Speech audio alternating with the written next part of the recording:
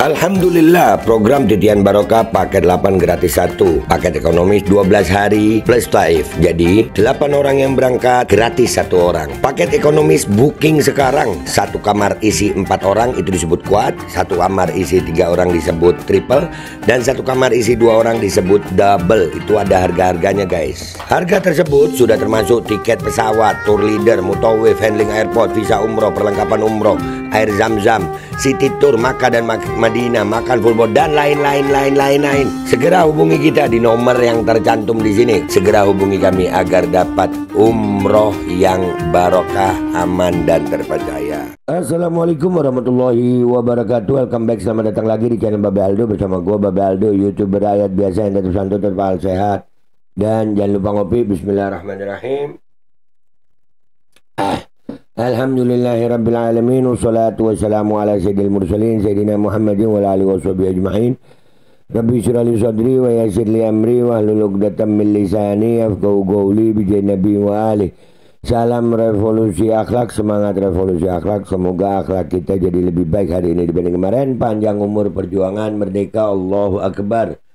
Salam sejahtera bagi seluruh rakyat Indonesia dimanapun kalian berada. Semoga kalian semuanya dalam keadaan sehat walafiat, tidak kurang suatu apapun, dan mudah-mudahan kalau ada yang sakit dari kalian itu menjadi sakit penghapus dosa, penambah pahala, sakit yang insya Allah segera disehatkan oleh Allah Subhanahu Wa Taala dalam sehat yang manfaat. Amin ya rabbal alamin.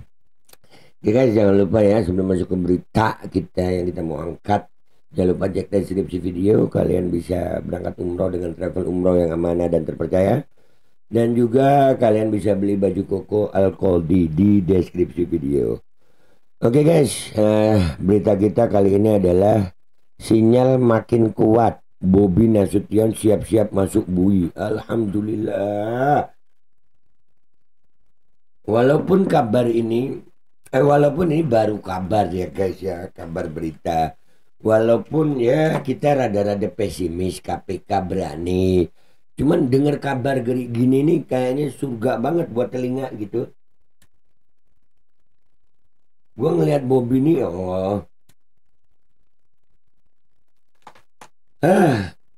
dari waktu dia dari masih wali kota itu yang dia bikin jalan di keramik ya. Dia nih kemampuannya apa gitu. Udah gitu waktu Aceh kemarin. Jadi dengar kabar begini itu buat kita itu surga banget ya. Apa kalau orang Gorontalo bilang surga talinga. Iya. Jadi ini enak didengar gitu, kabar enak banget didengar. Walaupun ya gue ragu juga KPK berani, ini gue ragu. Buat kita ini kabar gembira, tapi kayaknya Jokowi makin sakit ini. Gibran mau dimakzulkan, Bobi masuk bui, ijazah palsu makin terbongkar. Kayaknya ada yang tambah sakit ini ya. Ya Pak Jokowi siap-siap dah ya. Gue sih menikmati aja guys ya. Kita baca dulu beritanya guys. Kita baca beritanya. Asap dugaan korupsi proyek jalan di Sumatera Utara makin pekat, dan kini bayang-bayangnya menjulur ke kantor gubernur. Nama Bobi Nasution, menantu Presiden Joko Widodo sekaligus Gubernur Sumatera Utara, kian sering disebut setelah Komisi Pemberantasan Korupsi KPK menangkap orang dekatnya, Kepala Dinas PUPR Topan Obaja Putra Ginting, lewat operasi tangkap tangan pada 27 Juni lalu. Ya kan, sering disebut. Bahkan kemarin gue lihat berita seliweran bahwasannya Bobi ikut meninjau proyek itu ya.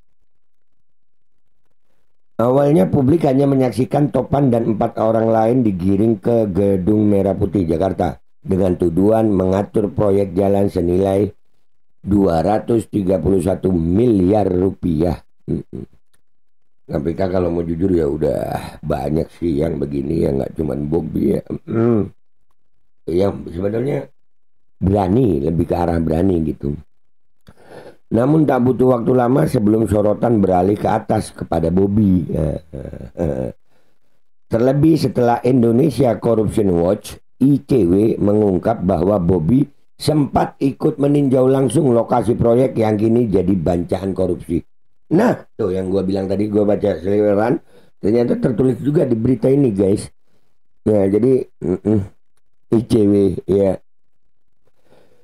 Dengan ikut meninjau, patut diduga ia mengetahui proyek itu dan persenggolan yang terjadi. Iya dong, kalau udah meninjau itu kan udah tahu di situ ada proyek gimana ya kan? Tahu lah.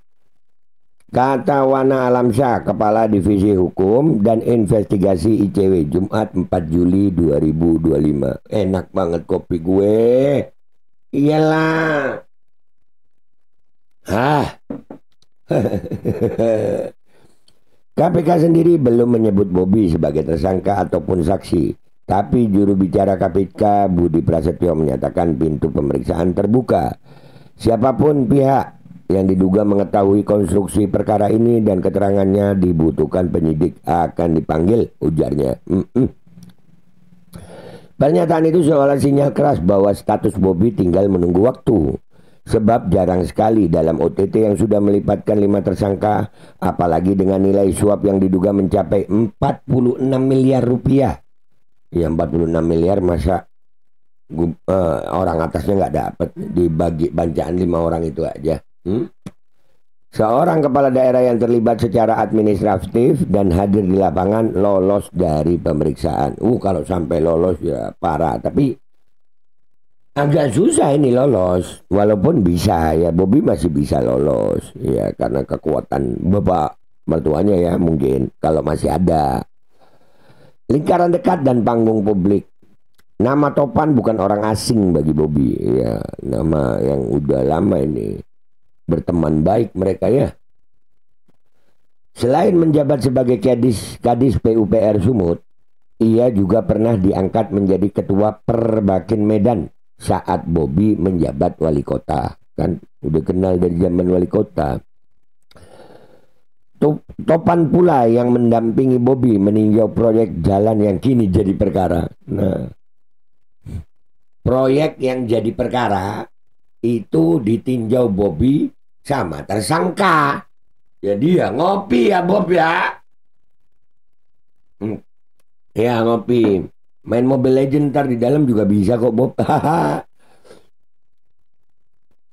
Hubungan keduanya bukan sebatas atasan bawahan tetapi juga rekanan politik dan sosial. Ya, persahabatan ya, rekanan politik dan sosial. Gini, setelah rumah Topan digeledah, KPK menyita uang 2,8 miliar rupiah tunai dan 2 pucuk senjata api. Bobi buru-buru memberi jarak. Saya tahu dia pernah ketua Perbakin Medan, tetapi jumlah senjata yang dia miliki saya tidak tahu. Soal uang yang di rumahnya juga saya tidak tahu asalnya, katanya di kantor Gubernur Sumut, Kamis 3 Juli 2025. Iyalah langsung bilang nggak tahu lah, jangan sampai tahu ya Bob ya.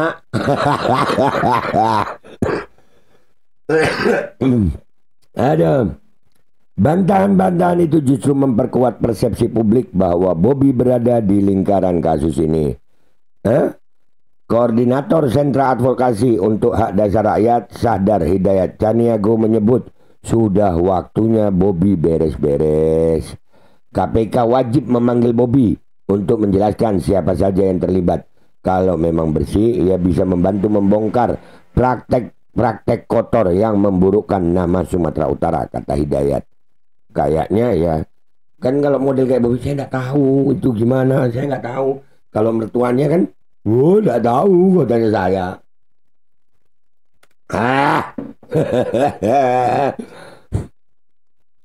Sumatera Utara memang punya rapor merah soal korupsi. Data Sahdar menunjukkan provinsi ini peringkat pertama secara nasional dalam jumlah perkara korupsi sepanjang 2024 dengan 153 kasus dan kerugian negara 1,05 triliun rupiah. Banyak ya. Rapor e-katalog dan modus lama. Kasus ini juga menyingkap celah besar dalam sistem e-katalog yang selama ini diklaim sebagai alat pencegah korupsi. Wana dari ICW menyebut bahwa para tersangka justru memanipulasi sistem ini untuk memenangkan penyedia yang sudah mereka atur sebelumnya. Iyalah, maling lebih hebat jalannya. Ini nih bukan tentang sistemnya yang begitu. Kalau memang maling sudah sistemnya rusak. Kalau udah sistemnya rusak, terus orangnya rusak, ya sudah rusak. Katalog sering jadi kedok legal untuk melegitimasi pemenang yang sudah diatur, ujarnya. Catatan ICW bahkan menyebut sejak 2019 hingga 2023 ada 1189 kasus korupsi pengadaan barang atau jasa dengan kerugian negara 47 triliun rupiah. Wadah, gila.